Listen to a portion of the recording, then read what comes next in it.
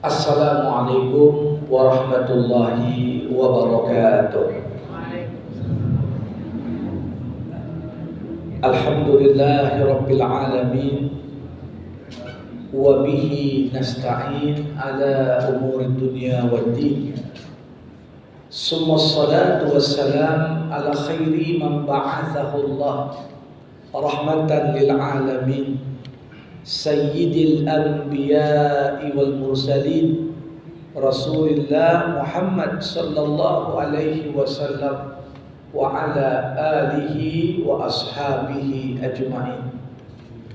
Allahumma allimna ma yanfa'una wanfa'na bima 'allamtana wa zidna ilma innaka antal alimul hakim. Bapak-bapak, ibu-ibu, saudara-saudari, as-shaimin was-shaimat, Ramadan hari ke-18 di Masjid Muslimin yang dirahmati Allah Subhanahu wa taala. Bersyukur kita kepada Allah atas limpahan nikmat dan karunia-Nya, seraya mengucapkan alhamdulillahirabbil alamin. Salawat berangkaikan salam kita hadiahkan kepada Rasulullah, berucap Allahumma salli ala Sayyidina Muhammad wa ala ali Sayyidina Muhammad. Bapak Ibu rahimakumullah, sore hari ini kita membicarakan salah satu di antara rukun Islam yang agung. Itulah ibadah zakat.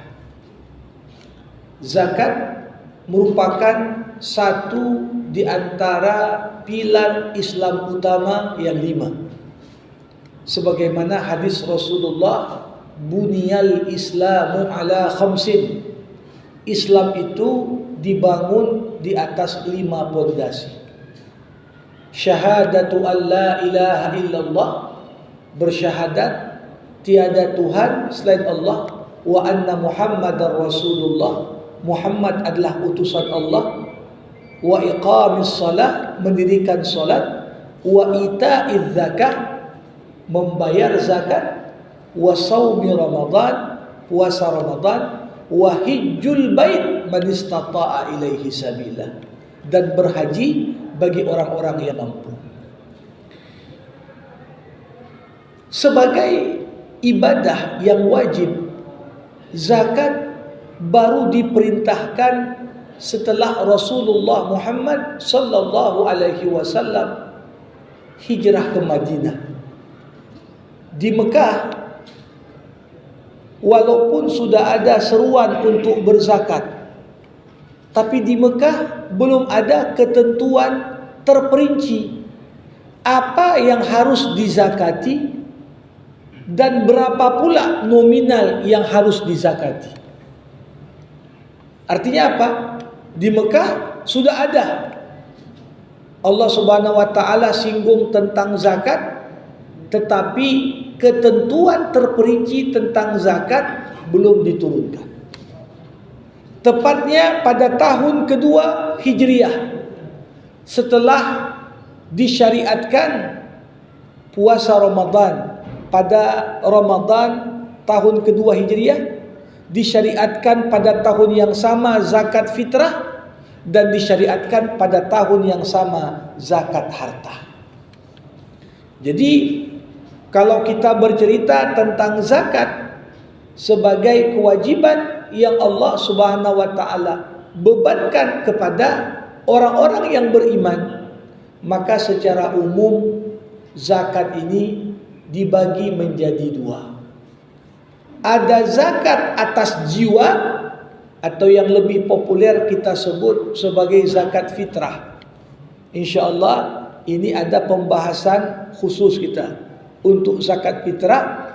Jadwal saya terakhir di Selasa pada pekan depan. Nah, hari ini kita coba fokus kepada zakat mal, zakat yang berkaitan dengan harta.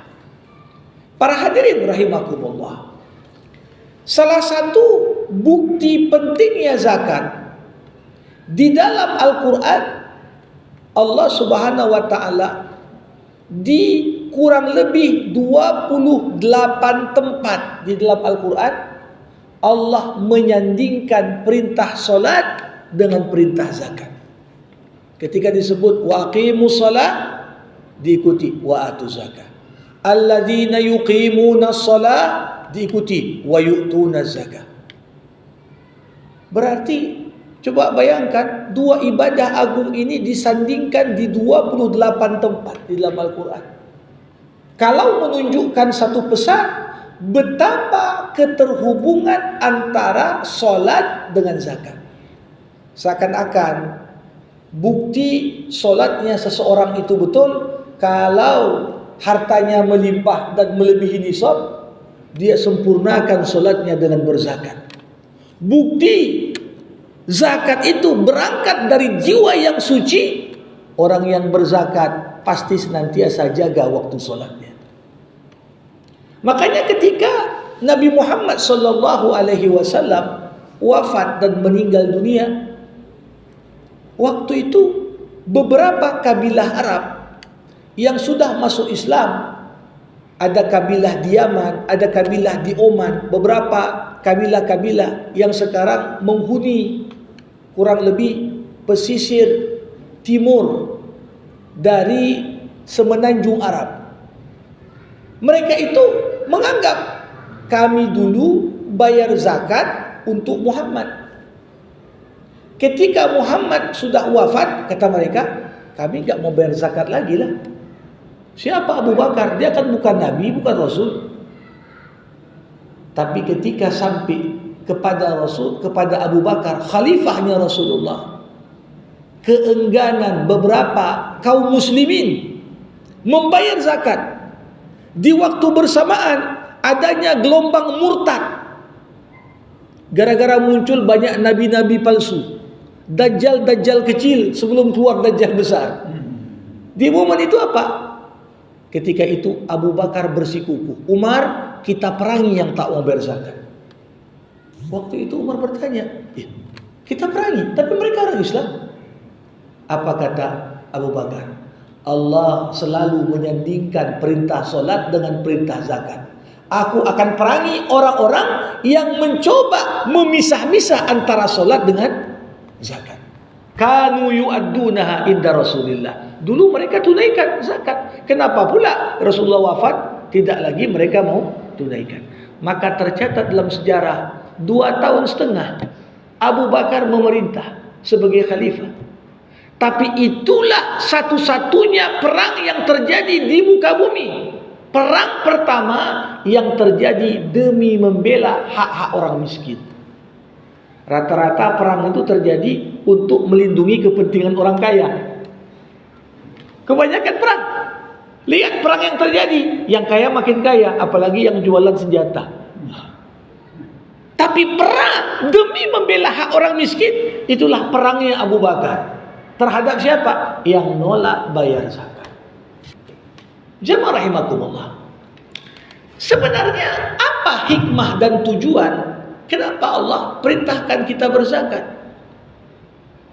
Apalagi perintah zakat ini, walaupun dia adalah rukun Islam, tapi berbeda dengan solat.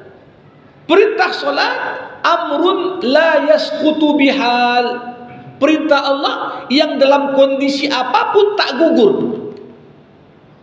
Mau saat damai, saat perang, saat sehat, saat sakit, tetap wajib sholat. Tapi zakat ini kan gak semua orang. Zakat diambil dari akar kata zaka yazku, zakatan.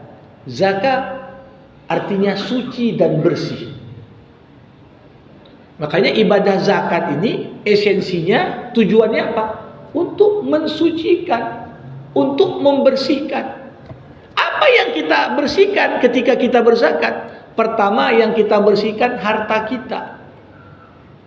Kita dapat penghasilan mau dari jual beli, mau dari dibayar honor jasa kita sebagai seorang karyawan, sebagai seorang pekerja, dibayar honor dan gaji kita. Bisa nggak kita sebagai manusia memastikan yang kita terima itu 100% halal? Saya kira agak sulit. Walaupun kerja kita jauh dari yang syubhat, jauh dari yang haram. Contohlah, macam saya dosen misalnya. Saya terima gaji. Bisa nggak saya pastikan gaji saya itu 100%? Kadang-kadang saya teringat, masuk kuliah jam sekian, terlambat saya 15 menit misalnya. Tapi honornya saya terima penuh. Berarti ada yang bukan hak saya di situ saya ambil. Kadang-kadang begitu juga, orang mau berbisnis, orang buat jasa, orang buat apa. Bisa nggak kita pastikan yang kita terima itu memang 100% hak kita? Nah, kadang-kadang bercampur di situ antara yang hak kita dengan apa yang bukan hak kita. Disinilah lewat ibadah zakat Allah Subhanahu wa taala dengan kasih sayangnya berikan peluang pada kita. Uang yang kau terima itu ada cara agar kau bisa bersihkan unsur-unsur yang haram di dalamnya, unsur-unsur yang syubhat di dalamnya. Dengan cara apa ya Allah? Keluarkan lewat zakat. Ini yang pertama. Zakat pembersihan harta. Yang kedua, zakat ini juga membersihkan hati. Bukan yang dibersihkan uang saja, harta saja. Zakat membersihkan hati. Hati siapa? Pertama, hati orang kaya. Hati orang kaya dibersihkan. Dari apa? Sifat pelit. Para hadirin, kadang-kadang makin kaya, kalau tak kita jaga hati ini, bukan makin dermawan, makin pelit. Ya, makin bertambah uang, ya, makin payah keluar. Maka dengan adanya zakat, ini cara Allah. Wahai kaya, ku tahu cintamu terhadap harta, tapi bagaimana kau lawan cintamu terhadap harta yang berlebihan? Dengan cara apa? Kau berikan apa yang bukan hakmu di situ. Hak orang lain yang Allah titipkan dalam harta. Kalau manusia tak yakin dengan Allah, pasti dia pikir, aku yang kerja, aku yang capek, apa hak orang di situ? Tapi bagi orang yang beriman, dia resapi betul firman Allah, wa fi amwalihim haqqun ma'lum lis-sa'ili wal mahrum. Pada harta mereka ada hak orang lain, haknya orang-orang miskin dan orang yang minta-minta. Jadi begitulah cara Allah. Kadang-kadang hak orang miskin dititip lewat orang kaya. Kenapa enggak langsung dikasih ke miskin? Supaya terbina jembatan hati. Si kaya jadi penyayangi si miskin. Si miskin pun makin sayang dan hormat dengan si kaya. Jadi zakat membersihkan hati si kaya dari kikir, dari pelit, dan zakat pun membersihkan hati si miskin dari perasaan iri, dengki, dendam. Maka kalau kita lihat bagaimana ibadah zakat ini mampu membangun jembatan hati yang kuat yang menghubungkan antara berbagai lapisan elemen masyarakat, sesuatu yang tak mampu kadang-kadang diberikan oleh jembatan layang sekalipun. Udah terbangun tol, jembatan layang sekarang di mana-mana. Tapi kalau terputus hati kaya dan miskin, nggak datang juga. Tapi nggak ada pun jalan tol, nggak ada pun jalan layang, nggak ada pun jembatan. Kalau hati itu terikat, pergi juga orang. Walaupun harus melewati rintangan di perjalanannya. Itu hebatnya. Dan paling penting, zakat ini juga membersihkan masyarakat. Kenapa masyarakat dibersihkan, Ustaz? Ya, karena masyarakat terlalu banyak kesenjangan sosial dan ekonomi di sana. Itulah habitat paling empuk untuk tumbuh kriminal. Di mana yang kaya makin banyak duitnya, tembok rumahnya pun makin tinggi, pagarnya pun makin tinggi, sedangkan yang miskin makin tak dapat apa yang bisa memenuhi kebutuhannya sehari-hari. Apa yang terjadi? Asal lewat kaya, dalam hati miskin, kapan lah tak kena engkau. Ini yang terjadi di tengah-tengah masyarakat kapitalis. Oh, luar biasa. Kita tengok gemerlap New York, kita tengok gemerlap kota-kota besar, Los Angeles. Tapi negara dengan angka tunawisma paling tinggi di dunia juga diantaranya Amerika. Yang kaya makin kaya, yang gembel di pinggir jalan juga banyak. Coba bayangkan, disinilah luar biasanya zakat. Dibersihkan harta, dibersihkan hati, dibersihkan masyarakat dari potensi angka-angka kriminalitas terus bertambah gara-gara kesenjangan ekonomi dan sosial. Para hadirin rahimakumullah. Kalau kita perhatikan zakat harta ini diatur dalam Islam dikenakan kepada jenis-jenis harta tertentu. Ya. Kalau disebut zakat harta kita yang mana yang kena zakat? Para ulama, khususnya Allah yarham Syekh Yusuf Al-Qaradawi dalam kitabnya Fiqhuz Zakat merinci bentuk-bentuk zakat di masa lalu dan bentuk-bentuk zakat di masa kini. Bentuk-bentuk zakat di masa lalu yang udah ada dari zaman Nabi apa aja? Pertama, zakat emas dan perak. Zakat emas dan perak. Ini dari zaman Nabi sudah ada. Orang punya emas simpanan lebih dari 87 gram emas itu dianggap sebagai nisab, batas minimal kena zakat. Kalau emas ini berputar setahun dan dia masih punya harta itu, kenalah pada emas yang disimpannya 2,5%. 2,5%. Nah, yang kedua, zaman dulu kalau disebut emas karena mata uangnya pakai emas, dinar. Ada mata uang pakai perak, namanya dirham. Tapi setelah Perang Dunia itu terjadi kejatuhan nilai perak, sehingga dalam acuan saat ini dalam menghitung zakat yang dipakai adalah nisab emas. Nah, karena itu yang dianggap stabil harganya.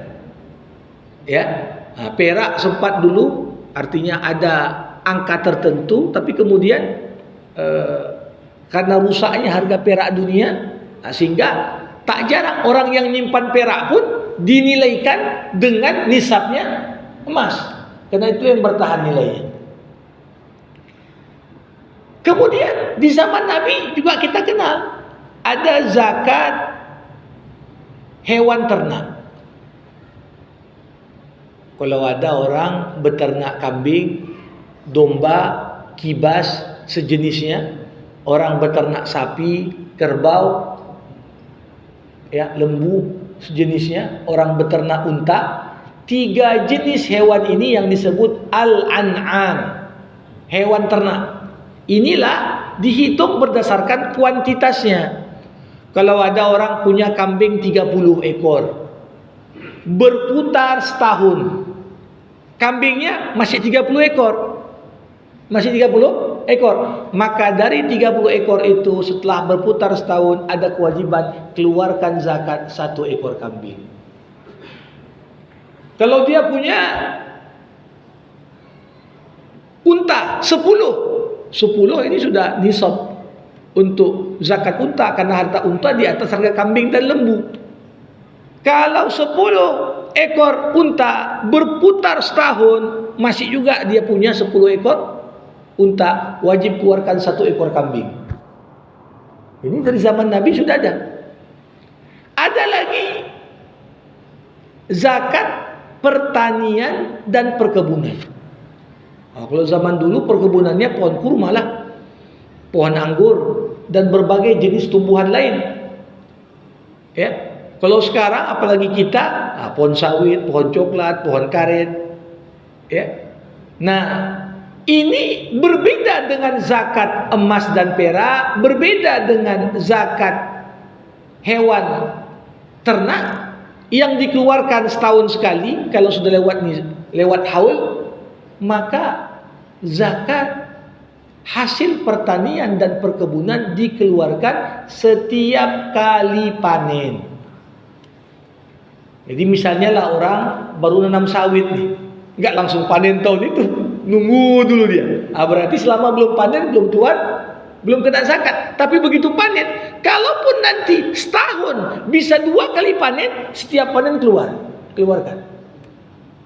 Jadi tergantung panennya. Dan para ulama membedakan, kalau sawah dan kebun itu bergantung curah hujan dari langit tanpa membuat sistem irigasi sendiri, zakatnya 10%. Tapi kalau pertanian dan perkebunan itu mengeluarkan biaya buat irigasinya, pengairannya, nah ini zakatnya 5%. Ini sudah dari zaman Nabi.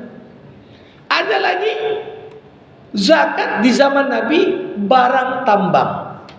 Kalau zaman dulu tiba-tiba jalan dia jumpa pula emas, jumpa pula dia barang tambang. Zaman sekarang karena orang sudah main-main usaha tambang, batu bara kah dia, nikel kah dia, bahkan ormas agama pun udah main tambang sekarang. Ini kampus pun mau dibawa-bawa main tambang. Jadi kalau udah ada usaha di bidang tambang, maka wajib keluarkan. Berapa zakat barang tambang? 20%. Ini yang paling tinggi dari semua harta yang dizakati. Ada juga di zaman dulu namanya a'rad tijariyah. Zakat yang kita keluarkan dari barang yang kita perjualbelikan. Seorang misalnya bisnismen, jual apa? Jual baju. Maka zakat itu dikeluarkan dari mana? Dari untung dia keluarkan 2,5% setelah berputar setahun. Dia jual barang elektronik, keluarkan dari mana? Dari untungnya. Artinya untung di sini selisih harga beli dengan harga jual, ya, dipotonglah biaya dia. Mungkin rukunya masih sewa, ya, mungkin ada biaya pemeliharaan ini dan itu, dipotong berapa pengeluaran. Untung bersih itulah yang 2,5% dikeluarkan zakatnya. Para hadirin rahimakumullah, kita tak pungkiri kondisi ekonomi masyarakat di zaman Nabi, kalau kita coba bandingkan dengan kondisi zaman sekarang, ini udah banyak kali berkembang dan berubah. Ada sebuah disertasi ditulis di Universitas Ummul Qura, ditulis oleh Dr. Jaribah. Fokus dia cerita tentang profesi yang berkembang di Jazirah Arab di zaman Nabi, dikaitkan dengan kewajiban zakat. Profesi zaman Nabi itu di Jazirah Arab ada kurang lebih sekitar 28 profesi. Nah, tak semua dari 28 profesi ini dianggap profesi bonafit. Zaman dulu orang macam tabib, ya, ngobati orang, ini nggak banyak duitnya, nggak kayak sekarang dokter misalnya, ya. Dulu misalnya, karena semua orang hampir dikatakan punya jiwa bisnis zaman dulu. Ulama-ulama pun bukan nunggu gaji, ada bisnisnya, ya. Makanya ada ulama dapat gelar as-sa'ati, tukang jam. Sambil ngajar ada profesinya, ahli di bidang jam. Supaya mandiri, gak bergantung dia kepada orang lain. Nah, zaman sekarang dengan pergeseran-pergeseran yang terjadi, maka muncul banyak profesi baru. Dulu di zaman Nabi dianggap gak bonafit, tapi zaman sekarang penghasilannya boleh jadi lebih banyak dibanding profesi-profesi yang dulu dianggap bonafit di zaman Nabi. Kalau dulu kan cerita tentang jualan, lebih banyak jualan barang. Sekarang enggak, jualan jasa. Dan jualan jasa ini bisa memperoleh penghasilan yang enggak sedikit juga. Seorang lawyer, advokat, seorang notaris jasa, seorang dokter, termasuk seorang ilmuwan, ini kan memberikan jasa dalam bentuk riset, apa namanya. Nah, maka dari itu, ini yang kemudian dipertanyakan. Kita kejar-kejar petani dengan alasan ada zakatnya nih.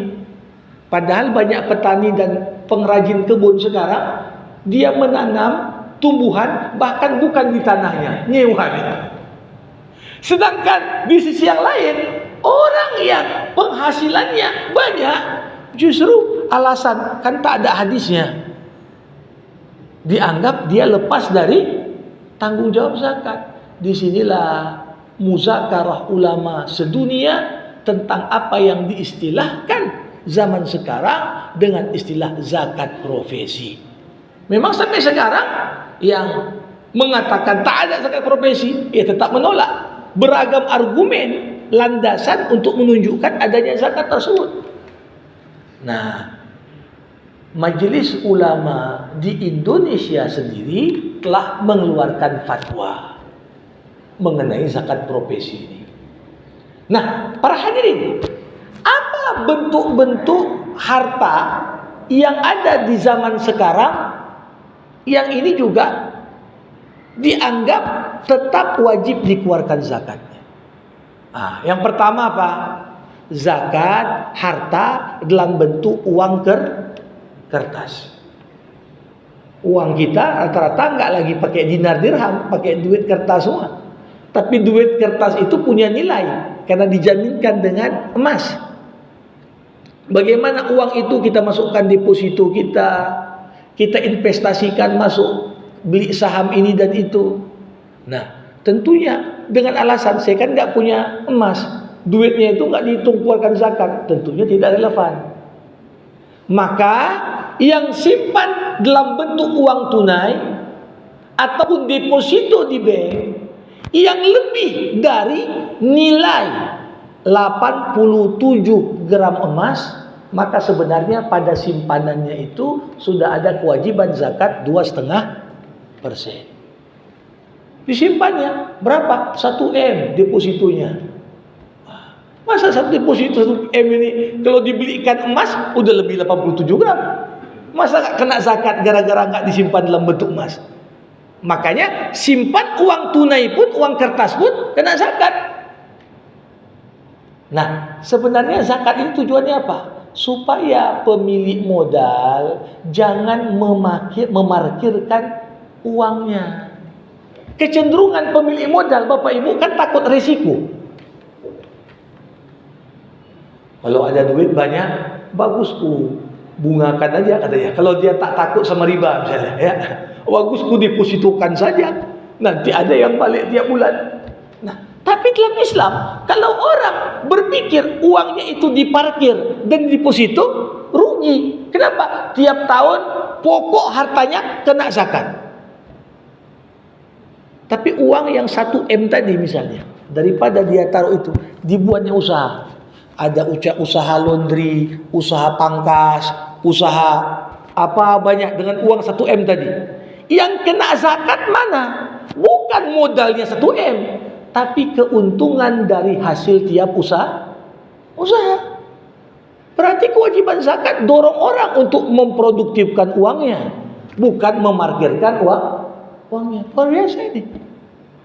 Makanya Rasulullah pernah berkata kepada wali yang menjaga harta anak yatim, ittajiru fi amwalil yatama hatta la ta'kuluhas sadaqah.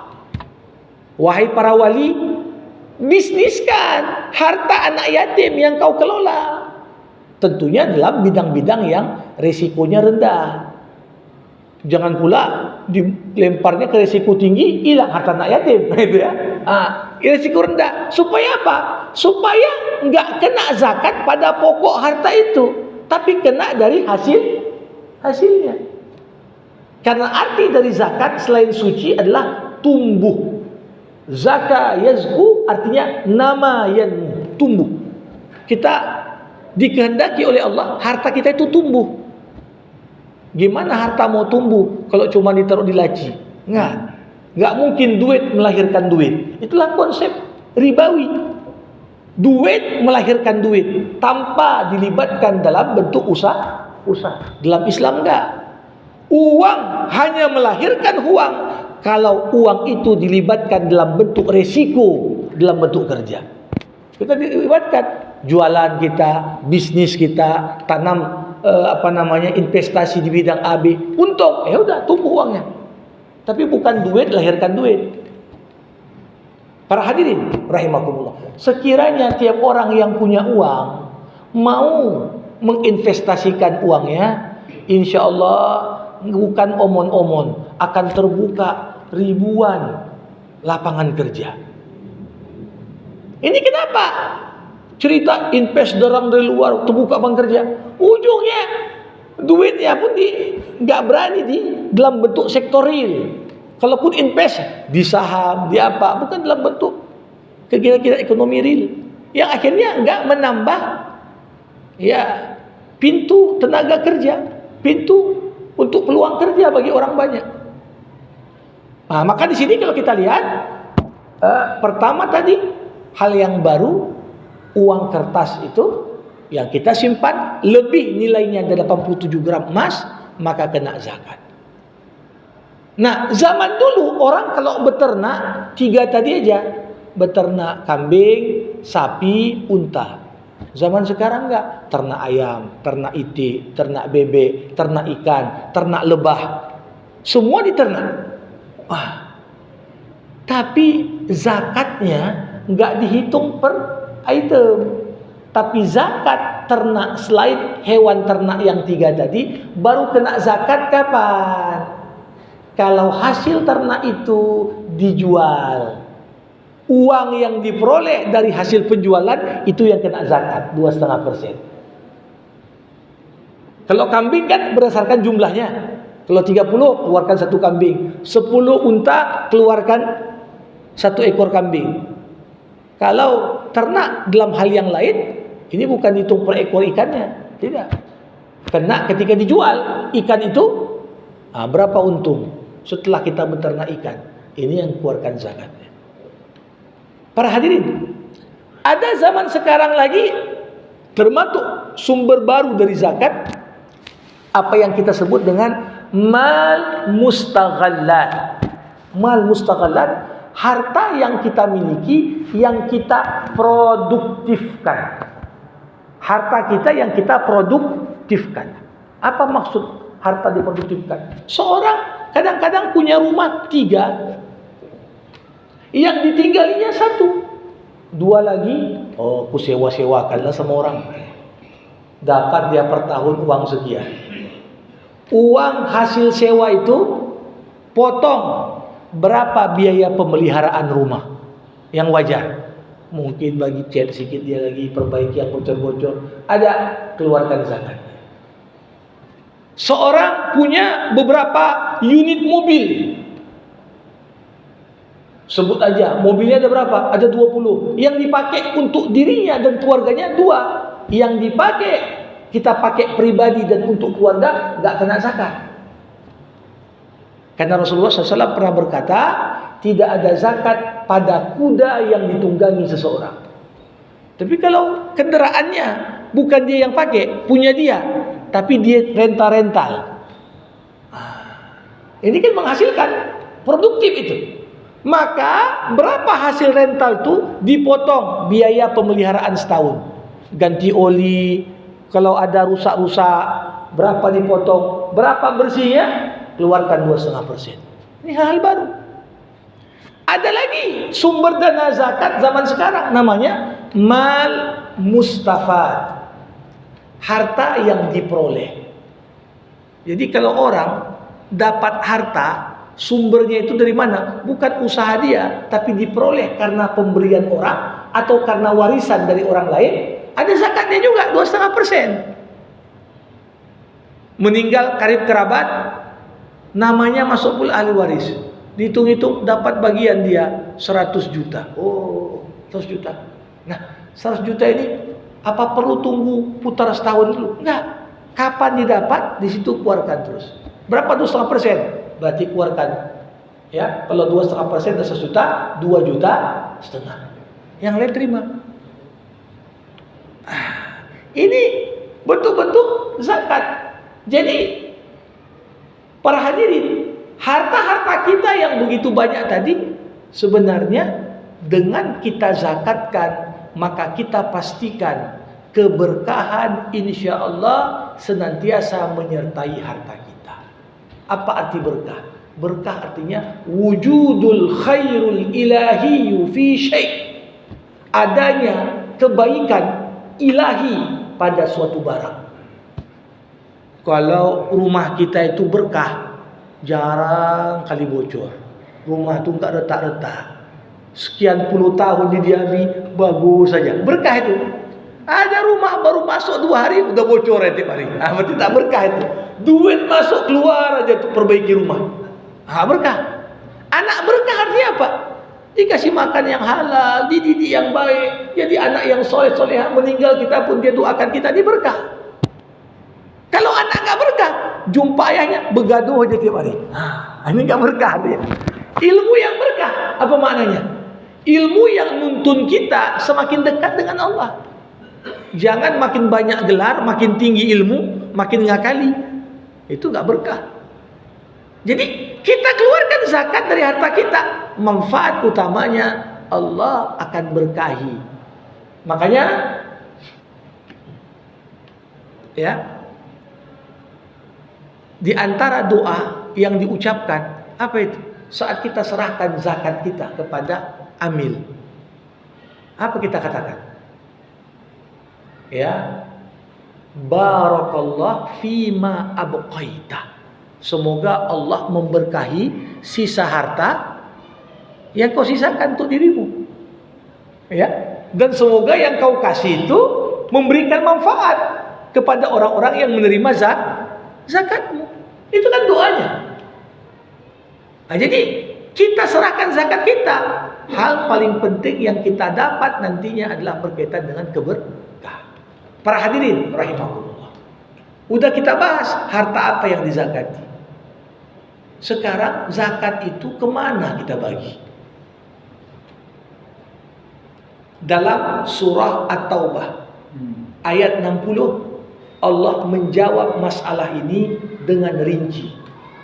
Apa kata Allah? Innamas shadaqatu lil fuqara wal masakin wal amilina 'alaiha wal mu'allafatu qulubuhum wa fir riqab wal gharimin wa fi sabilillah wa banis sabil. Sesungguhnya zakat itu hanyalah untuk 8 asnaf. Apa aja 8 asnaf? Yang pertama lil fuqara. Apa pengertian fuqara? Apa beda fuqara dengan kelompok kedua wal masakin? Fakir dan miskin. Apa bedanya? Imam Asy-Syafi'i rahimahullah ketika ditanya apa beda fakir dengan miskin, mana yang lebih parah kondisinya, fakir atau miskin?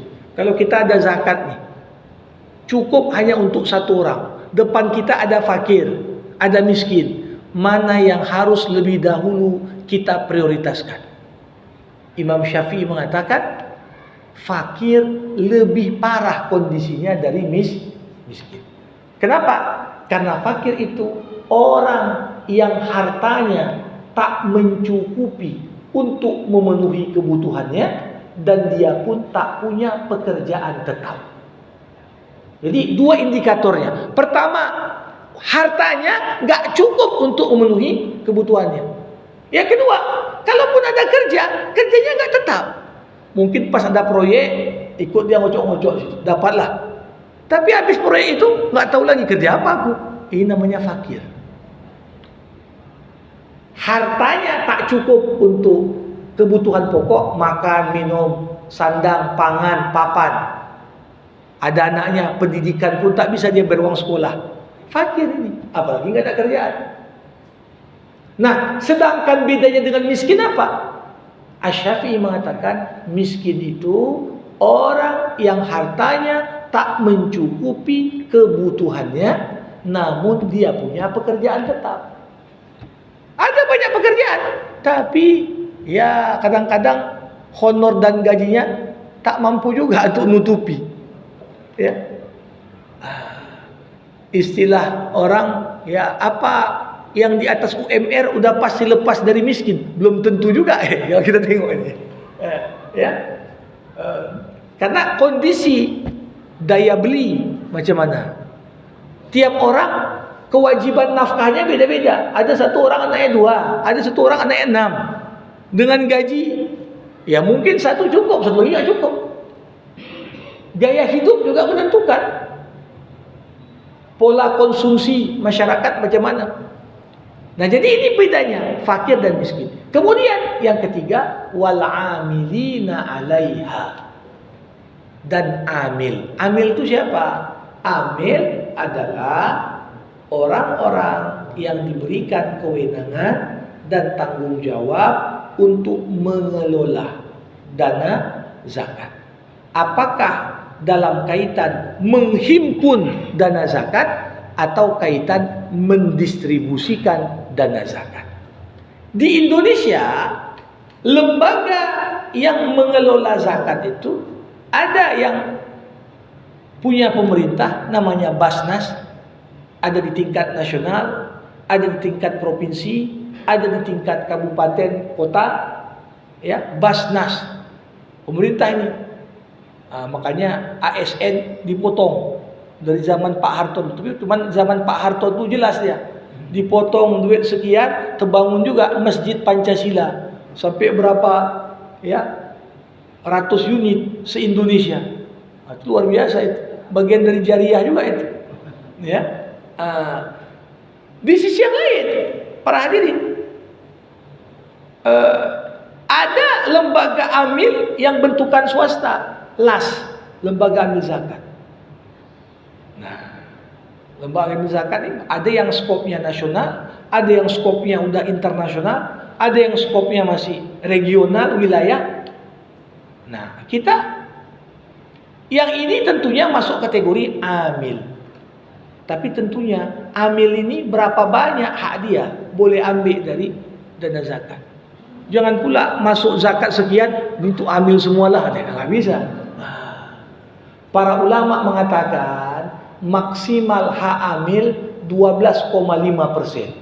Dari mana itu? Karena asnaf zakat ada 8. Kalau 100% dibagi 8, dapatnya 12,5. Itulah dia, maksimal dia. Maksimal boleh ambil dari total dana zakat 12,5. Untuk apa? Adalah di situ biaya sosialisasi, buat spanduk, buat brosur, untuk pergi-pergi sosialisasi orang. Ya, kalau panitianya berbasis masjid, ada UPZ-nya. Ya, di sini bolehlah uang-uang coding juga ya, mereka begadang menunggu orang mengantarkan zakat, kadang-kadang menjemput, mengantarkan. Ini juga selama tak lebih dari 12,5%, boleh. Kemudian wal mu'allafatu qulubuhum. Mu'allaf. Selalunya kalau disebut kata mu'allaf, yang terbayang sama kita ini orang baru masuk Islam. Itu salah satu arti mu'allaf. Tapi bukan arti seluruh mu'allaf.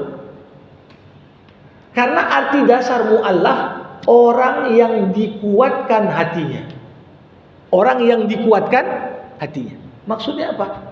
Ya kadang-kadang kita tahu nggak mudah itu. Saudara-saudara kita lahir sebagai non-muslim, dapat hidayah dia putuskan aku mau jadi Islam. Ini mungkin dicoret pun dia dari kakak. Kalau kau masuk Islam, ku coret dari kakak. Nggak diakui sebagai anak. Diusir. Pekerjaannya pun diberhentikan. Bukan mudah itu. Kadang-kadang anaknya pun dibawa lari. Ya. Saya ikut membina Mu'allaf Center Sumatera Utara itu. Alhamdulillah banyak sekali. Baru sampai bulan Maret udah ratusan. Dan tren semakin hari yang banyak masuk Islam itu bukan lagi dari etnis kita pribumi saja, bahkan dari Chinese pun banyak yang masuk Islam di Sumatera Utara. Angka-angkanya juga terdetek di situ. Tapi artinya apa? Mereka yang baru awal masuk Islam perlu dikuatkan. Maka disalurkan, boleh bagian dari yang nerima zakat mu'allaf. Cuman kadang-kadang lahir pertanyaan lagi, Ustadz mu'allaf itu sampai berapa tahun dia? Sebenarnya ini nggak diukur dengan tahun. Kalau dia baru masuk Islam, udah kokoh imannya, kaya pula dia. Jangankan dia yang terima zakat, dia pun udah wajib zakat. Dari awal masuk terus fuqara wal masakin, susah terus dia. Ya. Kerjaan yang nggak ada, diintimidasi, ditekan terus. Daripada dia jadi korban misionari gara-gara satu karung beras, balik dia murtad. Maka kita berikan terus, kuatkan dia. Orang yang muslim lahir aja bisa jadi murtad gara-gara sekotak Indomie. Apalagi yang dia baru kenal Islam, tapi ternyata dia lihat, loh, kenapa saudara-saudaraku kok tak membantu aku? Di zaman Nabi, Bapak Ibu, selain orang yang baru masuk Islam, mu'alaf itu dipraktekkan Nabi kepada apa? Mana tokoh-tokoh masyarakat yang banyak pengikutnya, dirasa kalau kita kasih uang, dia condong masuk Islam dan ikut masuk Islam bersamanya pengikutnya, ini boleh juga dikasih. Makanya cara-cara ini termasuk sangat ampuh dakwah Islam di Papua, dakwah Islam di Afrika.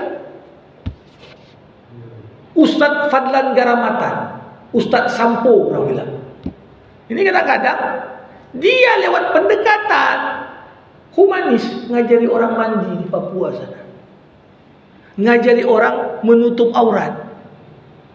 Diajarkan indahnya Islam lewat bersih wudu. Tertarik kepala sukunya masuk. Sekali satu kepala suku masuk, 5.000 orang masuk Islam di waktu bersamaan. Kan hebat itu. Begitu juga di Afrika. Yang masih kuat sekali sistem kepala suku, bahkan lebih berkuasa daripada kepala negara. Ya, kalau dibilang kepala suku A ikut semua. Nah, ini perlu pendekatan. Makanya ada seorang dokter asal Kuwait. Kebetulan waktu saya dulu SMA di Qatar, dokter dari Kuwait ini pernah datang mengunjungi kami di asrama. Waktu itu beliau termasuk mungkin kalau ada Guinness Book of Record, inilah orang paling banyak mengislamkan orang Kuwait. Kenapa? Itu waktu itu saya teringat tahun-tahun 2001. Kami tanya, dokter keliling negara Afrika kasih fasilitas medis, dirawat kepala suku yang sakit gara-gara satu kepala suku masuk Islam. Sampai sekarang berapa yang sudah dokter Islamkan? Waktu itu dia katakan sekitar puluhan ribu orang udah diislamkannya. Kami tanya, apa cita-cita dokter? Saya berharap sebelum saya meninggal 1 juta orang saya islamkan. Coba bayangkan ini, pendekatan-pendekatan zakat kita kasih, bisa masuk Islam orang banyak. Setelah itu apa? Wafir riqab. Boleh dana zakat dipakai memerdekakan budak hamba sahaya. Zaman dulu ketika masih ada sistem perbudakan, boleh. Namanya orang beli budak. Budak itu dianggap komoditas, barang, diperjualbelikan. Mana mau tuannya tiba-tiba merdekakan budakmu? Ya rugilah saya, aku udah beli nih. Boleh dari dana zakat, udah ganti ruginya kami bayar. Kau merdekakan dia. Nah, zaman sekarang perbudakan resmi udah dihapus. Tapi saya banyak kawan-kawan sampai sekarang masih komunikasi dari Senegal, dari Mauritania. Mereka bilang, di negara kami masih ada budak. Bukan karena dilegalkan, budaknya pun malah nggak mau dimerdekakan. Mau dimerdekakan sama tuannya, janganlah, aku tinggal di mana dia.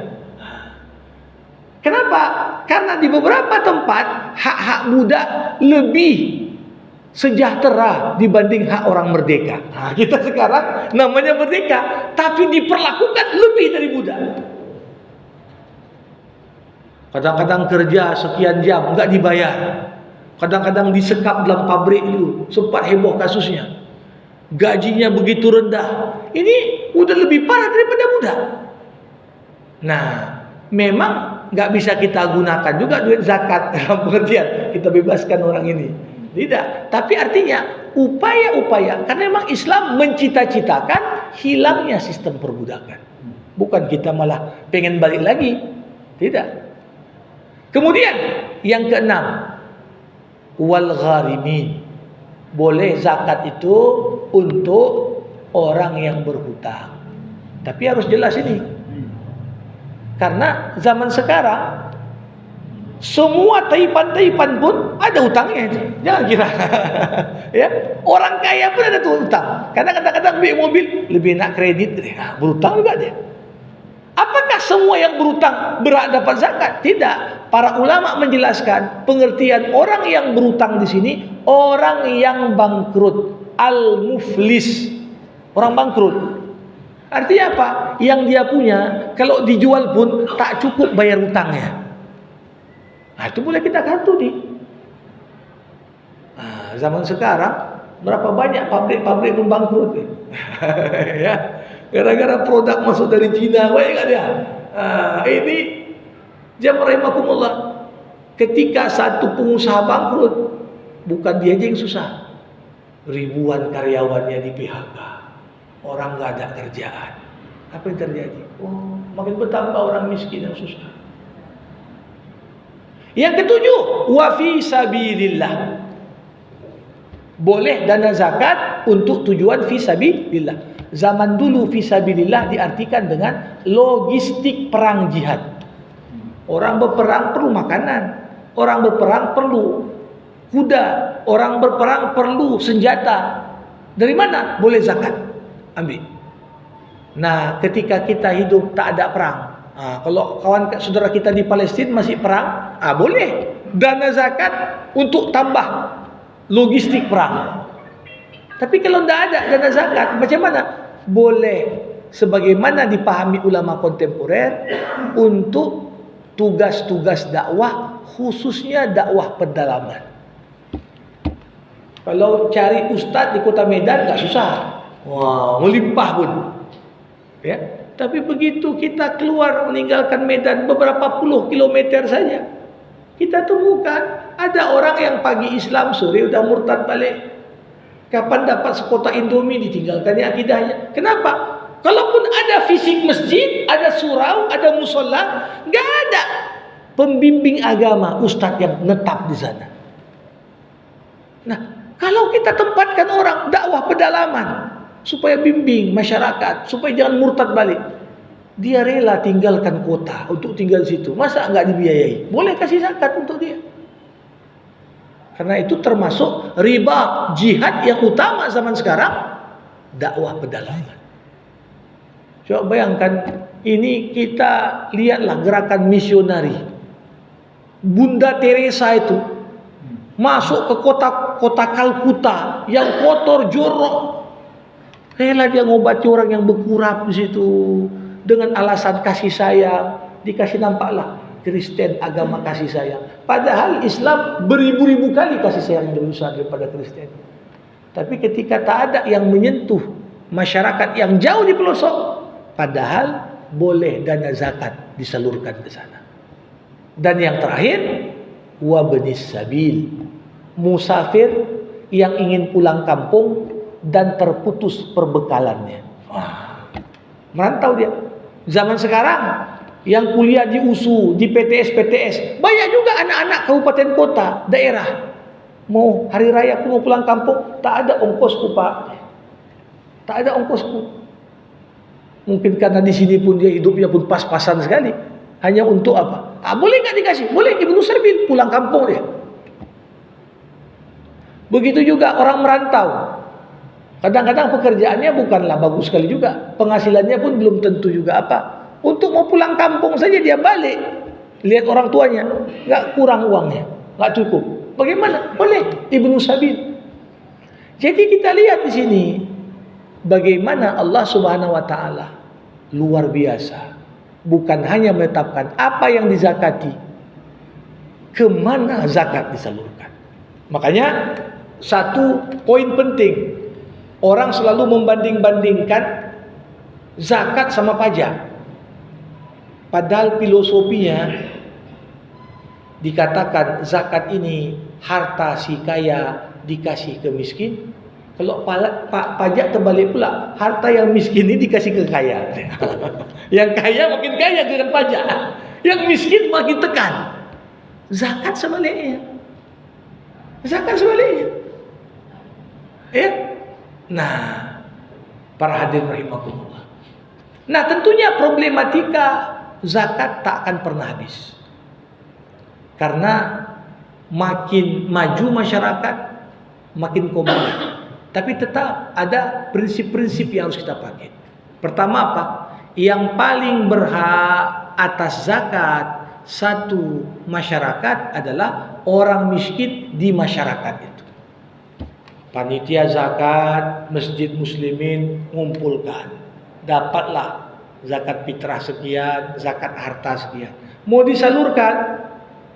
Kadang-kadang datang juga bukan warga sini, datang sini, kami juga susah miskin minta zakat. Kalau dana yang ada terbatas, dikatakan dalam fikih kaidah tak boleh dialihkan zakat satu kampung ke kampung lain kecuali orang kampung itu terpenuhi dulu, kecuali dalam kondisi-kondisi khusus. Misalnya apa? Ada pula lah krisis kemanusiaan macam saudara kita di Gaza. Masuk musim dingin, rumah udah pada hancur, masih dikemah-kemah orang, puasa pun dikemah. Ya. Krisis air bersih. Sebagian datang pula lah Syekh dari Palestina tempat kita. Saya mau pulang bawa untuk beberapa saudara di sana. Kita alihkan sebagian. Boleh. Tapi kalau prinsipnya utama, kalau di sini pun belum terpenuhi, jangan limpahkan tempat lain. Nah, ini dia. Para hadirin rahimakumullah, saya kira ini hal-hal pokok ya terkait dengan zakat mal. Kalau nanti ada pertanyaan pembahasan tentang zakat fitrah, itu biar kita fokus nanti pada pertemuan Selasa depan, karena memang tema yang diberikan untuk saya juga di Selasa depan tentang zakat fitrah. Biar kita kupas tuntas di sana. Kalau ada yang bertanya, biar difokuskan pada zakat mal untuk pertemuan hari ini. Saya kira ini pengantar dari saya. Bapak Ibu yang mau bertanya, berkomentar, sebelum kita tutup dengan doa, dipersilakan.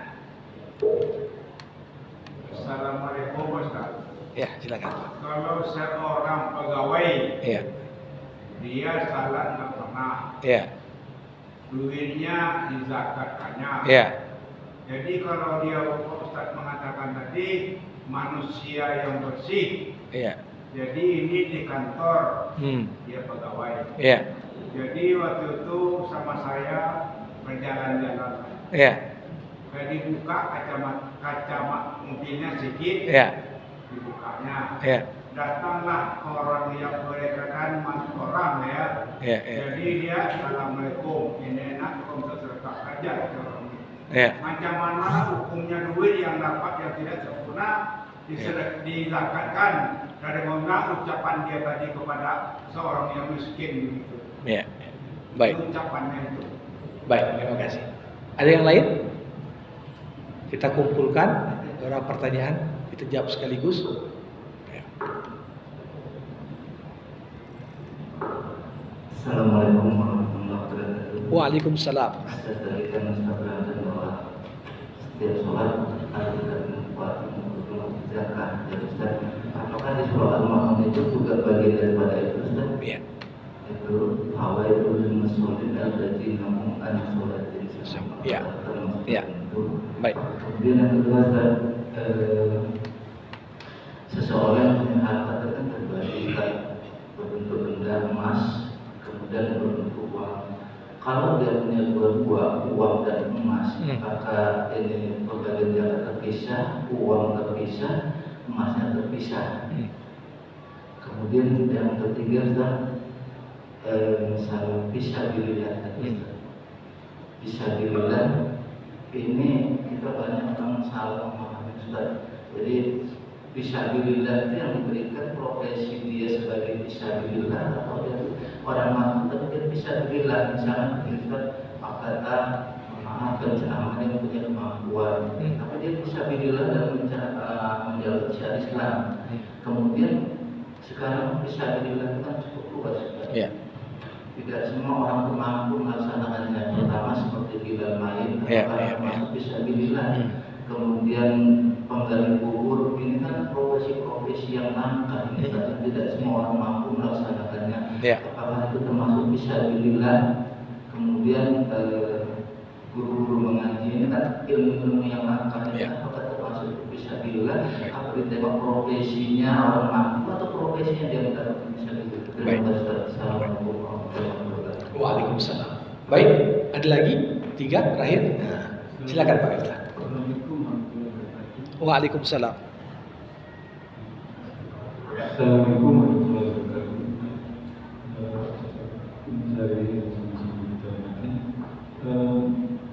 Pertanyaan saya yang pertama itu kan tadi dikatakan rukun zakatnya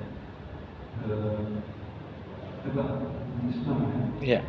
Syahadat, kemudian Salat, puasa, zakat, kemudian haji. Salat, puasa, zakat, puasa dan haji. ya. Jadi selama ini kita dengar itu syahadat, sholat, puasa, zakat, haji. Jadi seperti dari itu 3 zakat. Baik. Baik, Bapak Ibu rahimakumullah. Saya mulai dari pertanyaan pertama. Ada orang pegawai di sebuah instansi, dia kalau diminta mau dia berzakat, mau dia keluarkan sedekah, tapi orang itu tak pernah sholat. Macam mana? Ya. Pertama, para hadirin, ada hadis Nabi yang menggambarkan bagaimana amalan manusia itu tolok ukurnya ada pada sholat. Awwalu ma yuhasabu bihil abdu yaumal qiyamah as-sholat. Amalan pertama yang akan dihisab dan dimintai pertanggungjawaban pada hari kiamat adalah sholat. Fa in saluhat saluha sairu amali. Kalau sholatnya baik, itu udah tanda dan bukti amalan yang lain akan baik. Wa in fasadat fasada sairu amali. Tapi kalau sholatnya pun udah bermasalah, apalagi ketika dihisab amalan-amalan yang lain. Ya, satu sisi dia ringan tangan memberikan sedekahnya. Kita tadi nggak tahu apa sedekah, apakah zakat di situ. Sedekah ini kan sesuatu yang sunnah, zakat sesuatu yang wajib. Nah, kalau ada orang sedekah tapi udah wajib zakat nggak berzakat, ini pun salah. Masa sunat dikerjakan, yang wajib nggak dikerjakan? Ya, ini perlu ditengok. Nah, dari sisi apakah sedekahnya itu diterima atau enggak? Karena dia nggak sholat. Ini perlu kita pahami, setiap amal punya babnya masing-masing. Punya babnya masing-masing. Cerita sedekah, apa syarat sah sedekah? Apa rukun sedekah? Ada. Kalau terpenuhi, sahlah sedekah. Solat ada syarat sahnya, ada rukunnya. Terpenuhi, sahlah solat. Tapi bisa saja dianggap berdasarkan ketentuan udah sahnya ini zakat, sedekahnya ini semua terpenuhi. Tapi gara-gara dia nggak sholat, itu menjadi indikator. Boleh jadi sedekah yang sah belum tentu makbul. Ini kan ada 2 standar untuk nilai. Kalau ilmu fikih yang dinilai sah atau enggak sah. Sah artinya apa? Lepas tanggung jawab. Itu arti sah. Tapi apa yang kita kerjakan, apakah diterima sama Allah? Itu bab lain. Makbul tak makbul dibahas ilmu tasawuf. Jadi kalau tadi ini pegawai sedekah, bab sedekahnya secara fikih mungkin kita bilang sah sedekahnya. Tapi dengan dia tak sholat, kenapa nggak sholat? Ini pun babnya agak panjang. Kalau dia nggak sholat, menganggap sholat nggak penting, hati-hati, ini bisa murtad gara-gara itu. Apalah nilai sedekah kalau nggak sholat? Tapi kalau ditanya kenapa nggak sholat? Tahu ya aku suatu wajib, tapi banyak kali setanku nih Malas sekali kalau mau sholat. Berarti dia dianggap meremehkan sholat. Bisa lambat laun meremehkan, jadi jatuhnya dosa besar. Jadi ini bukan perkara. Satu sisi menilai secara fikih sah tak sah itu ada tolok ukurnya dalam bab fikih. Tapi cerita diterima nggak diterima itu bab yang beda lagi. Sesuatu yang kita nilai sah bisa aja belum tentu diterima. Itu tanggapan saya. Tadi 3 pertanyaan cukup menarik. Saya awali tadi konteks fisabilillah. Tadi penjelasan fisabilillah jelas di masa lalu untuk jihad dan segala yang terkait dengannya. Zaman sekarang kondisi damai, fisabilillah kan secara umum maknanya dakwah. Apakah ini dikasih karena profesi? Ataukah ini dikasih karena aktivitas? Ya, kalau pakai profesi banyak juga. Apalagi sekarang ada ustaz-ustaz kemana-mana diundang pesan tarif, pakai tarif juga ya. Udah di atas pula. Wah ini, apakah kemudian ini masih dianggap dakwahnya fisabilillah kalau pasang tarif? Ini kan pertanyaan. Saya kalau masjid kecil-kecil nggak maulah saya gini-gini. Ini masih fisabilillah nggak dakwahnya itu? Menurut saya udah nggak fisabilillah lagi.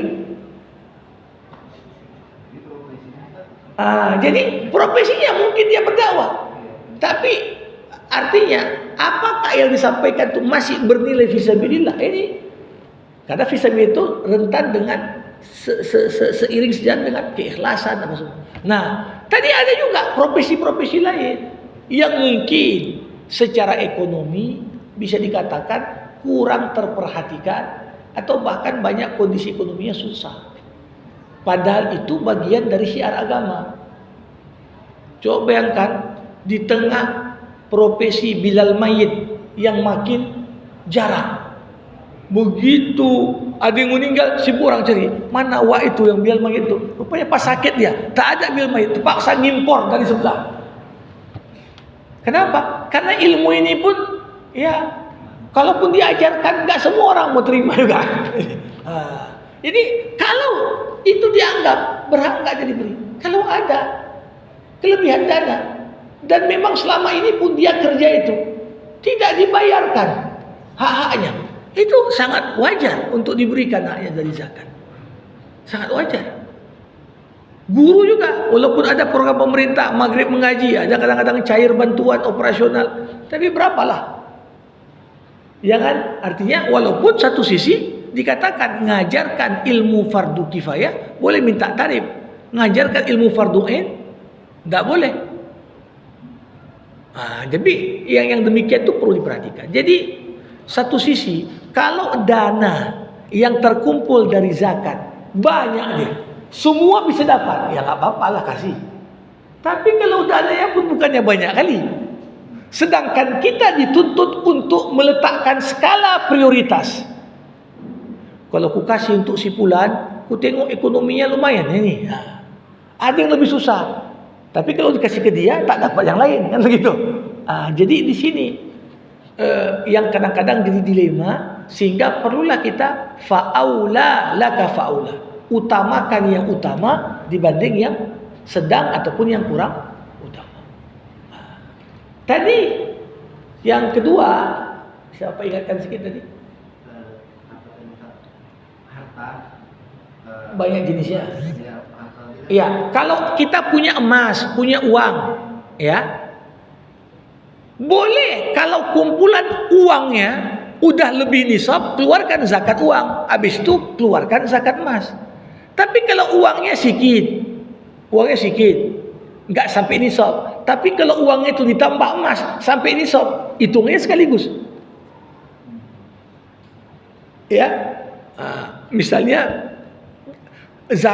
emasnya ada 87 gram, ya, tapi duitnya nggak sampai senilai 87 gram. Ya udah, berapa kalau dinilaikan dengan harga emas? Yang emas dia punya, tambahkan dengan simpanan dia setahun tadi, keluarkan 2,5% darinya. Boleh? Yang pertama tadi Al-Ma'un. Ya.